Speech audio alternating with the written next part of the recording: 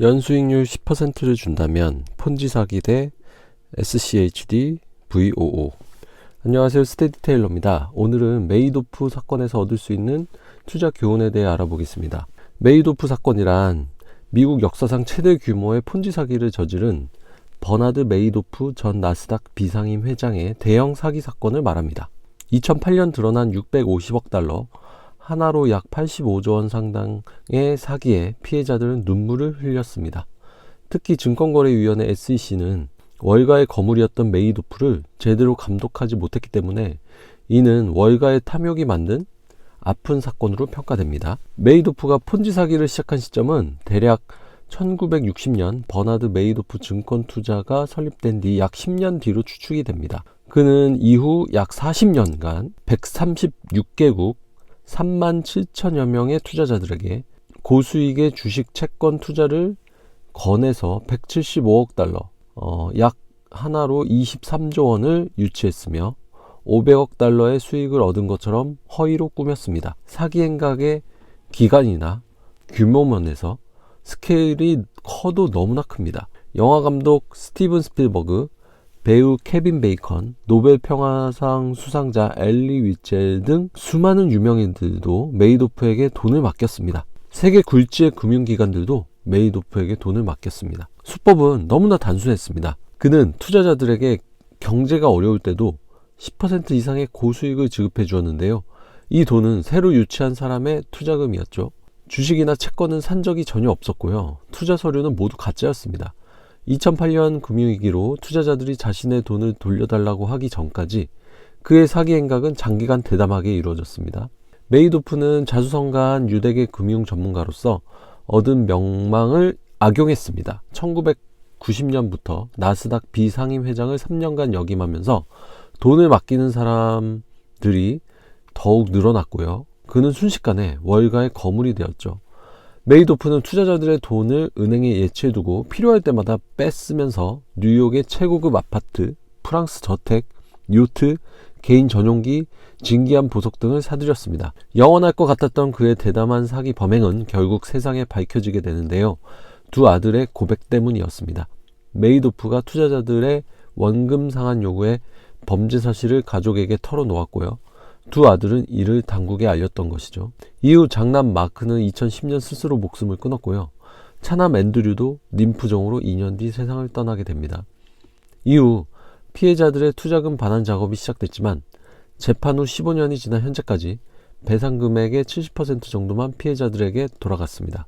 왜 사람들은 10% 정도의 수익을 주는 이러한 폰지 사기에 매번 당하는 것일까요? 원금 보장의 유혹, 변동성을 피할 수 있다는 것이 주된 원인이 아닐까 싶습니다. 이러한 투자 사기, 유사수신 피해가 우리나라에서도 많기에 다음과 같이 원금 보장에 고수익을 보장해준다는 업체를 조심하라는 금융감독원의 보도 자료도 있습니다. 주식에 투자하면 원금 손실 리스크가 있고 10% 정도의 수익을 얻을 자신은 없기에 자신들만의 투자 노하우로 자산을 굴려 이러한 약속을 해주겠다는 자들한테 노동을 통해 힘들게 번 돈을 맡기는 것입니다. 자신의 뇌를 꺼내 맡기는 행동과 다를 바가 없습니다. 저도 과거 저의 탐욕으로 비슷한 피해를 보았기에 많이 깊이 반성하고 있습니다. 그리고 변동성 없이 안정적으로 고수익을 주는 상품은 이 세상에 없다는 점, 시장을 이기는 투자는 정말로 어렵다는 점을 자연스럽게 인정하게 되었습니다. 스파이 VO의 연평균 수익률은 약 10% 정도인데요. 이 기준으로 매년 2천만 원씩 투자를 했다면 10년 후 3억 5천만 원이 되어 돌아온다는 계산이 나옵니다. 그럼 메이도프 같은 자에게 돈을 맡길 것이 아니라 S&P 500 인덱스 펀드에 투자를 하면 되는 것인데요. 실제는 이렇게 단순하지만은 않습니다. 연평균 수익률이 역사상 그렇다는 것이지 미래에도 그럴 보장은 없으며 자신의 투자 시점에 따라 3년에서 4년간은 마이너스 수익률을 견뎌내야 할 수도 있기에 이러한 변동성으로 인해서 마음 졸이는 것보다 그냥 원금을 보장해주고 10% 정도의 확정 수익을 주는 곳으로 달려가게 되는 것입니다. 그리고 몇 번의 수익을 받다 보면 이것보다 더 좋은 투자처는 없다는 확신이 생겨 친인척 돈, 그리고 그렇게 수익을 본 돈을 다시 또 넣게 됩니다. 역대 S&P 수익률 그래프인데요. 항상 플러스 수익은 아닙니다. 마이너스 수익률을 기록하는 해가 계속 나타나는데 이를 평균을 대면 연평균 수익률이 약 10% 정도가 된다는 것입니다. 다음으로 2000년에서 2008년까지의 S&P 500 지수를 나타내는 편인데요. 2000년에 스파이에 투자했다면 3년간 마이너스 수익률을 이겨내야 했고요.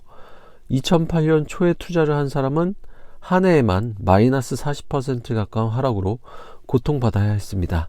하지만 우리에겐 시간이라는 무기가 있습니다.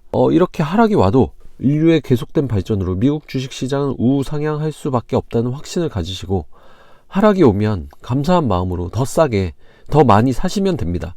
결국엔 우상향할 것이기에 기회라고 생각하면 되는 것입니다.